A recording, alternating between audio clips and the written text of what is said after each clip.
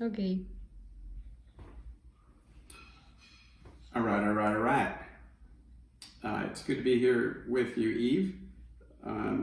This is Neal Rackleff with my senior housing policy advisor, grandson Leo, helping to provide counsel and oversight to this event. Proposition B in Austin. What the heck is it? Well, it's pretty simple. A few years back, the city council relaxed rules in terms of how they treat homeless people who are sleeping on the street, sitting on the street, or camping in unauthorized places.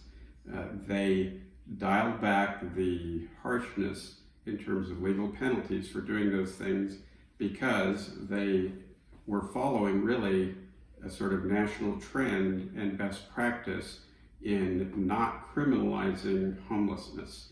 Now, some people will say that Proposition B, a vote yes on it, doesn't criminalize homeless. That's just not accurate.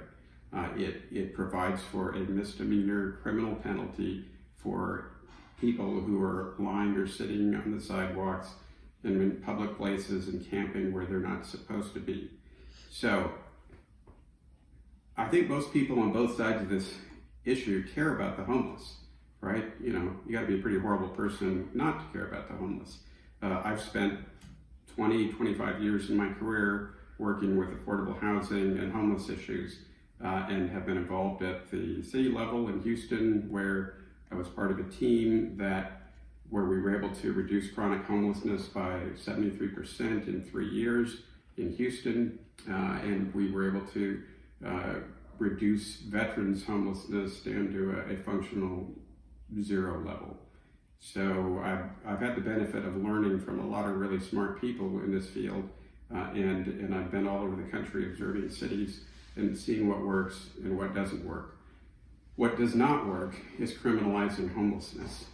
This has been tried in many places. The reason it doesn't work, in my opinion, is because homelessness is not an issue. It's not a criminal issue.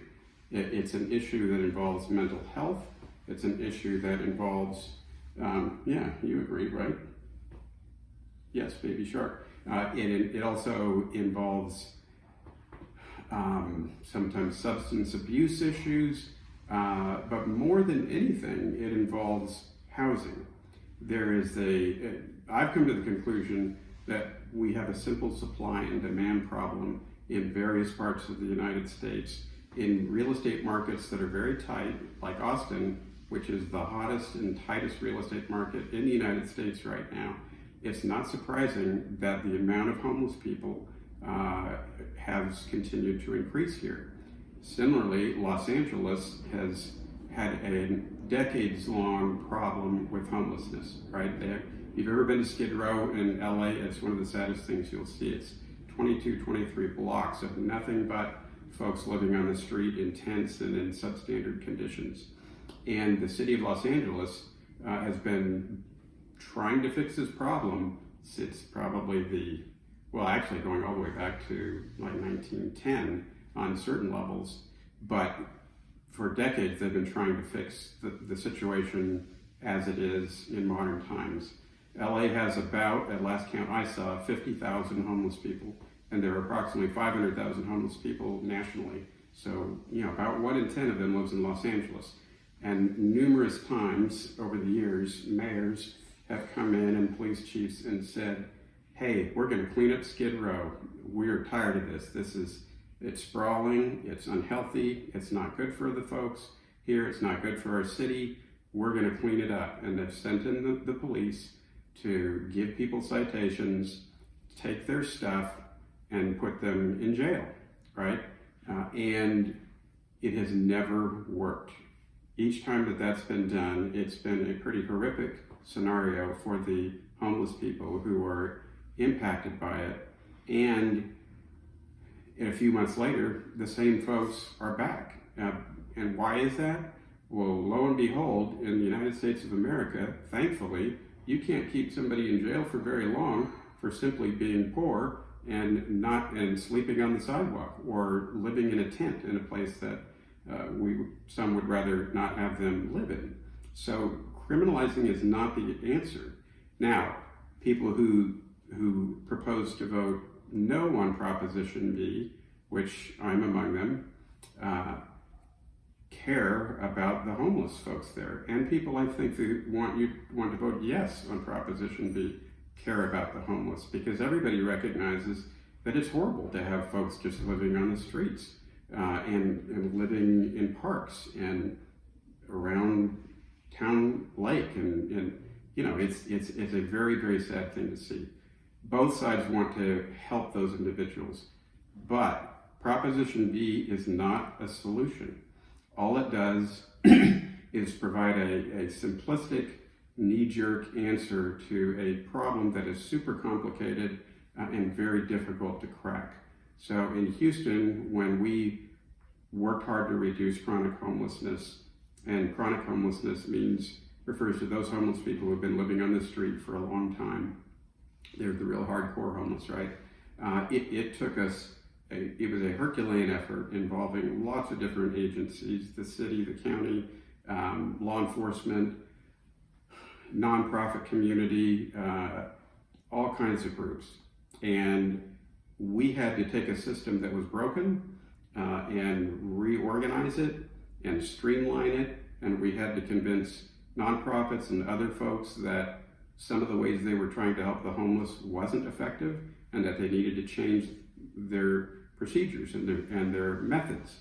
And we were successful in doing that. But I'm going to tell you, it was very, very, very difficult. And it is not something that can just be done with a wave of a wand. So I do think, at least from what I know of what Austin's approach has been, that they are heading in the right direction.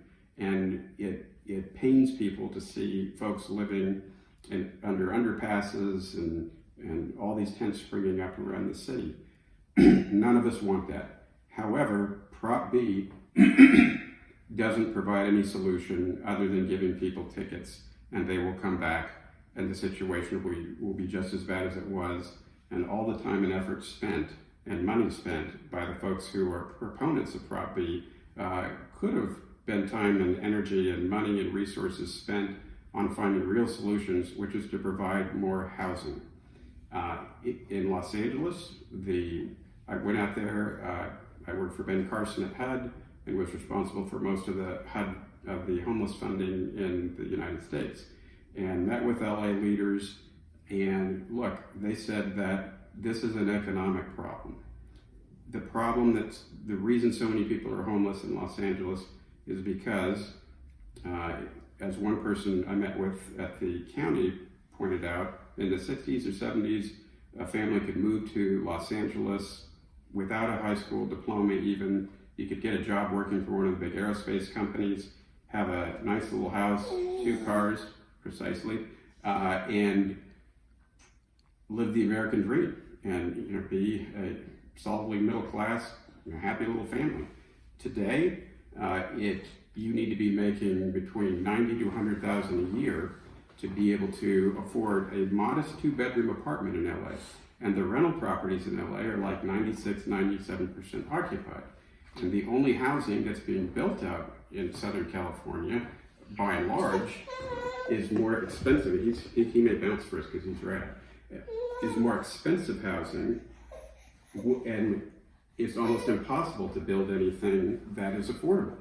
Like, it's the regulatory environment makes it super difficult. And the other big thing that makes it difficult is that so many people oppose affordable housing. So in LA, it's a scarcity. It's a supply and demand issue. And frankly, that's what's happening here in Austin too. So the only way to really help is to develop more affordable housing and treat people with compassion and dignity. And by the way, one of the cool things we found in Houston, and that we found all over the country, is that when homeless people live on the streets, it's super expensive. So we found in Houston, we were spending like $107 million a year to keep about 2,500 homeless people on the street. Instead, we did a one-time investment of $107 million to develop more affordable housing units, and we got a whole bunch of those folks off of the street. That's what needs to happen in Austin, not just some. Yeah, see, look, Leo's getting stoked about this because he's rad.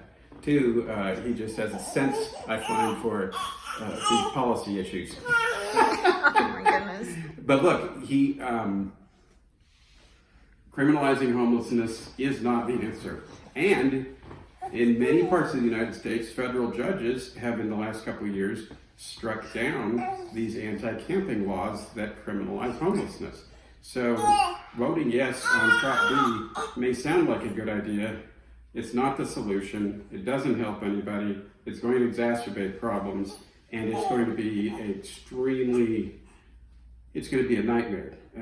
I can just tell you, the way to get people out of situations living on the street is for the city and the county and the private sector, frankly. I know a lot of folks that are living in $1 million high-rise apartments in downtown Austin now that are really bummed out that there are people living on the streets. They're worried about their property values, etc. Well, why don't we as a community invest in the solution to provide more affordable housing? And the next time somebody suggests, Leo, affordable housing to be built around your home, please support it. What we build today is very nice affordable housing, and we have to find a way to equitably house people of lower and moderate income, or this kind of problem is just going to get worse and worse and worse. And the answer is not to give the police the order to go out and write a bunch of tickets to people who can't pay those tickets, who will end up having warrants out for their arrest, and you'll end up going to jail over this. It will not work. It hasn't worked anywhere else. And so that's the end of that story. If I was Matthew McConaughey, I'd say, we try to take a red light, turn it into a green light. It wasn't a very good impersonation, but, and I'm not even sure what it means, but that's kind of the case with a lot of Matthew's pronouncements. Right? What do you have anything to add, Leo? Look. Oh, look. He's a shark. Leo, are you a shark? Leo shark, doot, doot, doot, doot, doot, doot. Leo shark, vote no on Prop B.